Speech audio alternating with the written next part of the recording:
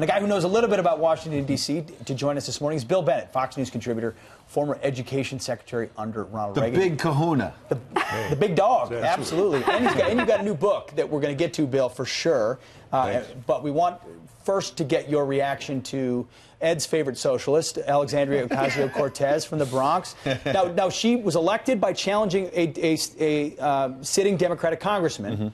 A group helped her do that. Well, she got on a conference call with that group and said, we need to do a little bit more of that as well. This is what Ocasio Cortez had to say. Long story short, I need you to run for office. Progressive movement works, and it wins in all districts. If we work our butts off to make sure that we take back all three chambers of Congress, all three chambers of government, we can't start working in 2020. I cannot tell you enough how much this moment is asking of our country and ourselves to have political courage to vote in ways that we haven't voted before. Chairman of the DNC says future of the Democratic Party. Is that a good idea, Mr. Secretary? Yeah, well, it's a good idea for conservatives, I think. She's a bit of an outlier. I was just talking to a former member of the Progressive Caucus in the Democrats, saying that Ocasio Cortez is way out there, and she is. Goodness, it's just 2018, and she's campaigning already. This is really quite something. But fair enough, the party has moved to the left, and a lot of the attention will be on the movement left. But she's an interesting character. You know, her transition from adolescence to adulthood has been being difficult.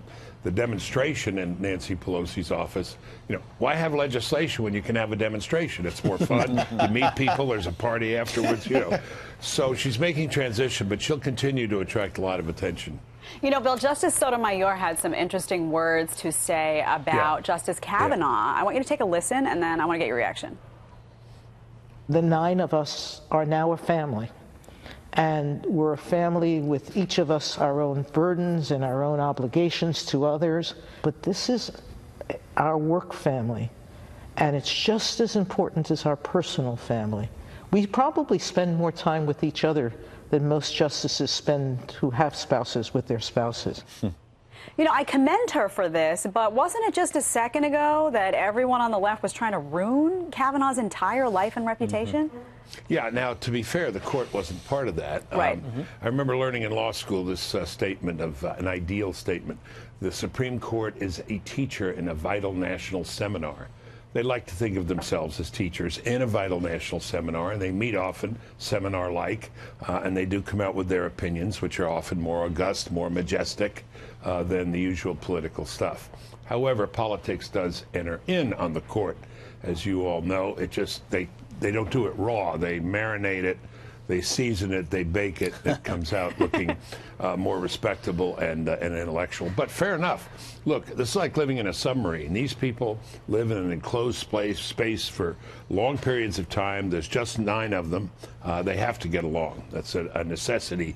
Breeds a certain degree of familiarity and affection and comity, I think, by virtue of what the job they have. Remember Scalia and Ginsburg, very close friends all the way through. That's true. Bill, I was thinking about you this week, not just because of this new book, The True St. Nicholas, Why He Mattered for Christmas. You can see it right there. And we want to talk about that. But I went to Jack Kemp's family. The late Jack Kemp was kind enough to invite me to the Jack Kemp Foundation dinner. I got to see Jimmy and the whole family. And they had pictures of you and Jack and a very young Bill Bennett meeting with the Dalai Lama, for example. Brought back a lot of wonderful memories. And there was one quote from Jack Kemp that struck me. Winning is like shaving.